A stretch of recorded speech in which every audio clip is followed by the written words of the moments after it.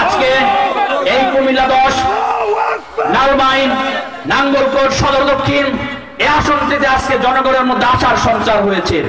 এদেশের জনগণ গ্রুপিং এর রাজনীতি দেখতে চায় না, নিজের সন্তানকে রাজনীতির বলি বানাতে চায় না, চাঁদাবাজি, টেন্ডারবাজি, মাদকের সাথে যুক্ত হয়ে নিজের সন্তানকে হারাতে চায় না। তাই এই কুমিল্লা 10 আসনের মানুষ নতুন করে আশার সঞ্চার করছেন।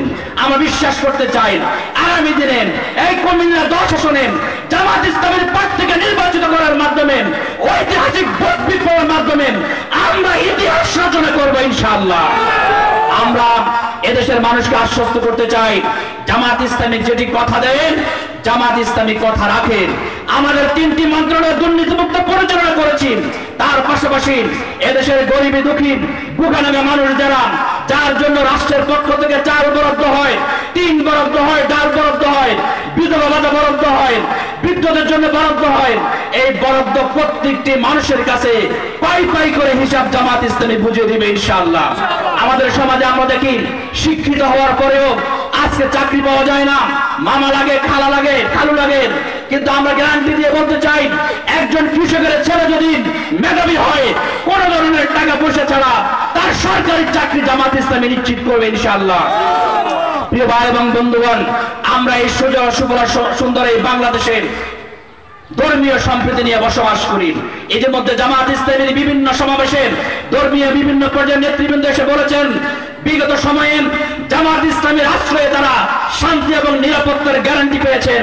আমরা আজকে বুড়োত্তর ইউনিয়নের আজকের এই সম্মেলনে বলতে চাই, জামাত ইসলামী আমির বলেছেন, আমাদের এই সমাজে কেউ সংখ্যালঘু থাকবে না, বরং প্রত্যেকটি মানুষ, প্রত্যেকটি ধর্মের মানুষ তারা স্বাধীনভাবে বসবাস করতে পারবেন। মুসলমানদের মসজিদ যদি পাহারা দেওয়া না লাগে, জামাত ইসলামের নেতৃত্বে সরকার গঠিত হবে, হিন্দুদের মন্দিরও পাহারা দেওয়া লাগবে না, তারা শান্তিতে বসবাস করতে পারবে, ঠিক কিনা? আজকে এই ঐতিহাসিক এই সম্মেলনের প্যান্ডেলে সকালবেলায় 1200 মহিলার উপস্থিতিতে মহিলা সমাবেশ হয়েছিল। সেখানে প্রশ্ন এসেছিল, বিভিন্ন সময় প্রশ্ন করা হয়, কেউ কেউ বলার চেষ্টা করেন জামাত ইসলামী ক্ষমতায় আসলে নাকি মহিলারা কোনো অধিকার পাবে না, ঘর থেকে বেরোতে পারবে না। আমরা গ্যারান্টি দিয়ে বলতে চাই, জামাত ইসলামী 1991 সালের সংসদে 4 জন মহিলা এমপি জামাত ইসলামের ছিল। জামাত ইসলামীর 1 লক্ষ যদি রোপণ হয়, তার মধ্যে 43,000 হচ্ছে মহিলা রোপণ। সুতরাং আমরা মহিলাদের জন্য গ্যারান্টি দিয়ে বলতে চাই, মহিলারা তাদের ইজ্জত আবরু নিয়ে ইফতিজির মুক্ত পরিবেশে এই সমাজে বসবাস করতে পারবেন, তাদের রুটি রুজির ব্যবস্থা হবে। সুতরাং মহিলা বলেন, শিশু বলেন, কিশোর বলেন, শ্রমিক, শিক্ষক, ইমাম, আলেম, উলামা, যুবক সকলকে নিয়ে নতুন এক লালমাই গড়ে তোলার লক্ষ্যে ঐক্যবদ্ধ হয়ে আমরা লড়াই করবো ইনশাআল্লাহ। প্রিয় ভাইরা আমার, একটি কথা আবেদন